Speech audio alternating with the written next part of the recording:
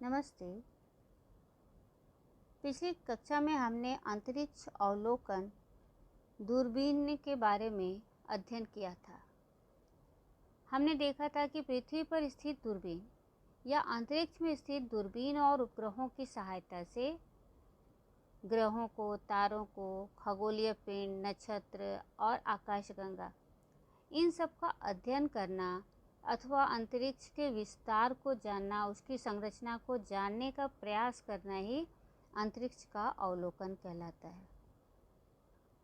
और ये अवलोकन हम दूरबीन के द्वारा करते हैं। तो चूंकि इन प्रकाश तरंगों की तरंग दैर्ध्य अलग अलग होते हैं, तो इनका अध्ययन करने के लिए हमें भिन्न भिन्न दूरबीनों की आवश्यकता महसूस होती है। अंतरिक्ष से आने वाले दृश्य प्रकाश को देखने के लिए सादे लेंस या दर्पण से बनाई गई दूरबीन का उपयोग करते हैं, जिसे दृश्य प्रकाश दूरबीन कहते हैं। अंतरिक्ष अवलोकन दूरबीनें, इसमें दूरबीनें एक ऐसा उपकरण है जो दूर की वस्तुओं को निकट से देखने में मदद करता है।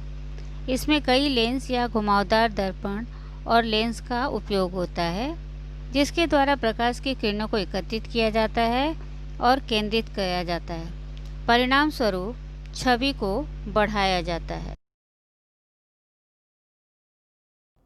जैसा कि हमने चर्चा की, दृश्य प्रकाश दूरबीन में लेंसों का उपयोग किया जाता है। ये एक लेंस है जिसका द्वारक बड़ा होता है, इसे वस्तु लेंस या अभिदृश्यक कहते हैं, तथा ये दूसरा लेंस है, इसका द्वारक छोटा होता है और इसे नेत्रिका अथवा नेत्र लेंस कहते हैं।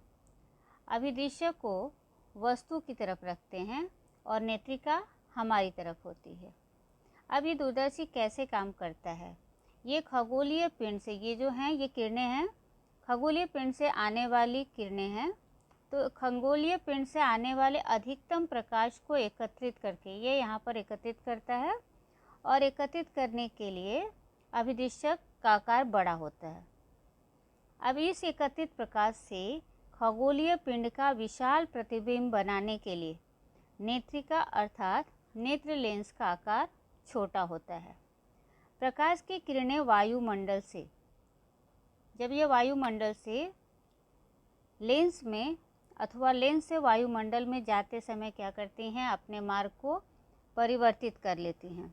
चूँकि ये इसलिए इनमें अपवर्तन होता है, इसलिए इस दूरदर्शी को अपवर्तक दूरदर्शी भी कहते हैं। सामान्य आकाश अवलोकन के लिए इस दृश्य प्रकाश दूरबीनें उपयुक्त हैं, परंतु इसके लिए कुछ कठिनाइयाँ भी हैं। यद्यपि आकाश अवलोकन के लिए दृश्य प्रकाश दूरबीनें उपयुक्त हैं, परंतु इसके लिए कुछ कठिनाइयाँ भी हैं। बहुत बड़े लेंस बनाना मुश्किल है। दूरबीन में स्रोत से आने वाले अधिकतम प्रकाश को एकत्र करके स्रोत का स्पष्ट प्रतिबिंब प्राप्त करना हो, तो वस्तु लेंस का व्यास ज़्यादा से ज़्यादा बड़ा होना आवश्यक होता है, परंतु ऐसे बड़े लेंस बनाना कठिन तो होता ही है। इसके अलावा बड़े लेंस बहुत भारी होते हैं और उसका आकार भी बदलता है। भारी होने के कारण उनको एक जगह से दूसरी जगह ले जाने में कठिनाई होती है। दूसरा, लेंस के आकार में वृद्धि के साथ